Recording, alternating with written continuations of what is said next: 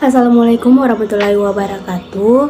Eh, Perkenalkan terlebih dahulu, nama saya Sri Mini Muksin. Saya angkatan 2019, program studi pendidikan geografi Universitas Negeri Gorontalo. Pada kesempatan kali ini saya akan mempresentasikan materi mengenai jenis-jenis dan model-model penelitian tindakan kelas.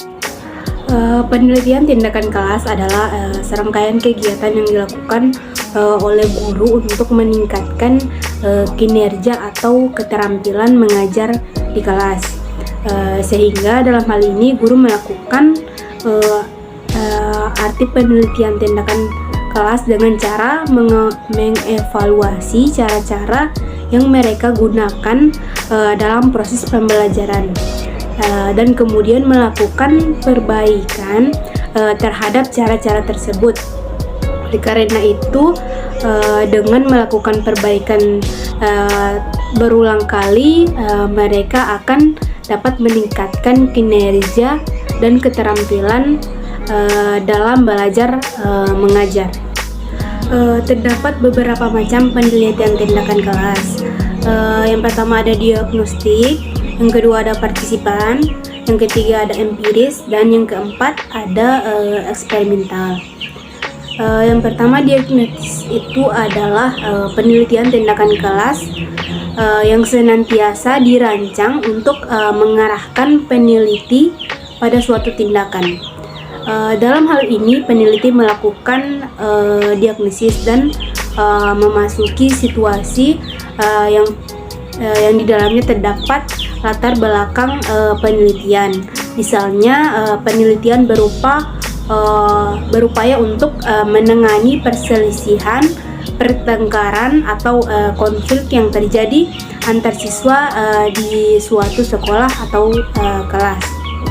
Dalam hal ini, untuk menangani perselisihan tersebut, peneliti mengobservasi dan menganalisis secara cermat interaksi di antara para siswa di suatu sekolah atau kelas, kemudian mencari sumber permasalahannya dan lain-lain.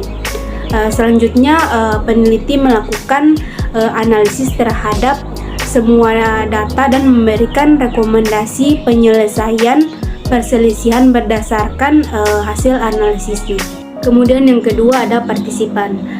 Penelitian tindakan kelas partisipan adalah penelitian yang dilakukan jika si peneliti terlibat langsung dalam proses penelitian, mulai awal hingga proses penulisan hasil penelitian tersusun secara baik dan benar, khususnya dalam bentuk laporan penelitian. Dengan demikian, peneliti terlibat sejak awal perencanaan penelitian. Selanjutnya, peneliti melakukan sebuah pemantauan, pencatatan, pengumpulan, dan analisis data, serta diakhiri dengan melaporkan hasil penelitiannya, sehingga bisa dikatakan bahwa dalam ciri penelitian tindakan kelas ini, peneliti-peneliti dituntut untuk terlibat secara langsung dalam penelitian ini sampai berakhir penelitian. Kemudian yang ketiga ada empiris. Penelitian tindakan kelas empiris adalah penelitian yang dilakukan jika peneliti berupaya untuk melakukan suatu tindakan dan membuat laporan atas apa yang telah dilakukan dan apa yang telah terjadi selama aksi tindakan berlangsung, sehingga pada prinsipnya proses kelebihan dan kekurangan penelitian tindakan kelas dengan metode empiris berkenan dengan penyimpanan catatan dan pengumpulan pengalaman peneliti dalam pekerjaan sehari-harinya. Kemudian yang terakhir ada eksperimental. Penelitian tindakan kelas eksperimental adalah jenis metode penelitian yang dilakukan sebagai upaya untuk menerapkan berbagai teknik atau strategi secara efektif dan efisien dalam kegiatan belajar mengajar. Dalam kegiatan belajar mengajar ini memungkinkan untuk menggunakan lebih dari satu strategi atau teknik untuk mencapai suatu tujuan instruksional, sehingga dengan diterapkannya penelitian tindakan kelas ini, jenis ini dapat diharapkan peneliti bisa menentukan cara yang paling efektif dalam rangka untuk mencapai tujuan instruksional. Selanjutnya ada model-model PTK. Model PTK pada dasarnya dilakukan berdasarkan siklus atau putaran tertentu. Setiap siklus terdapat beberapa langkah yang harus dilewati agar dapat mencapai hasil sesuai dengan apa yang diinginkan oleh peneliti.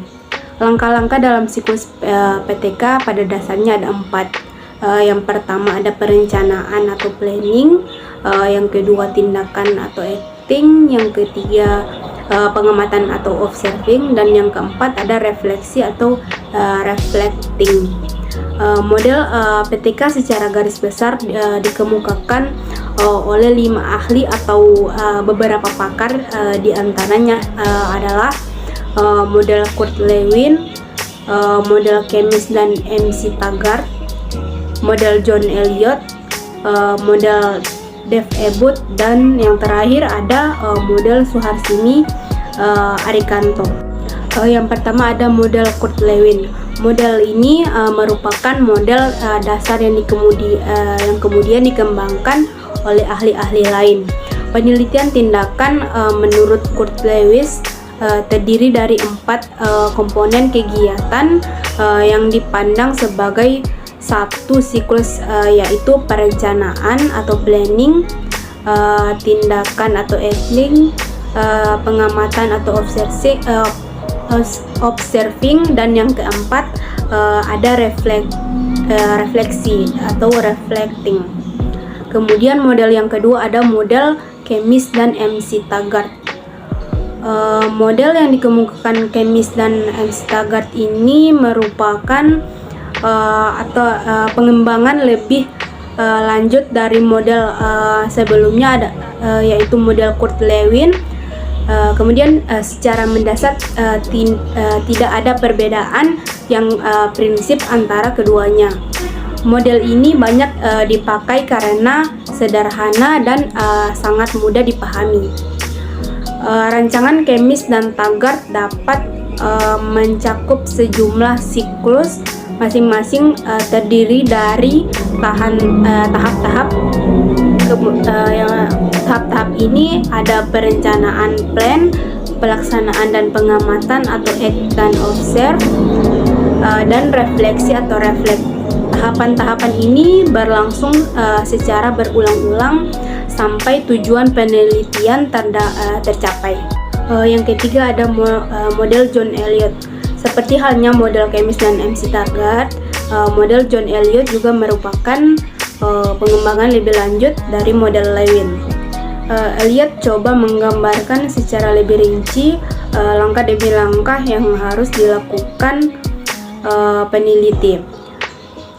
Ide dasarnya sama, dimulai dari penemuan masalah, kemudian dirancang tindakan tertentu yang dianggap mampu memecahkan masalah tersebut.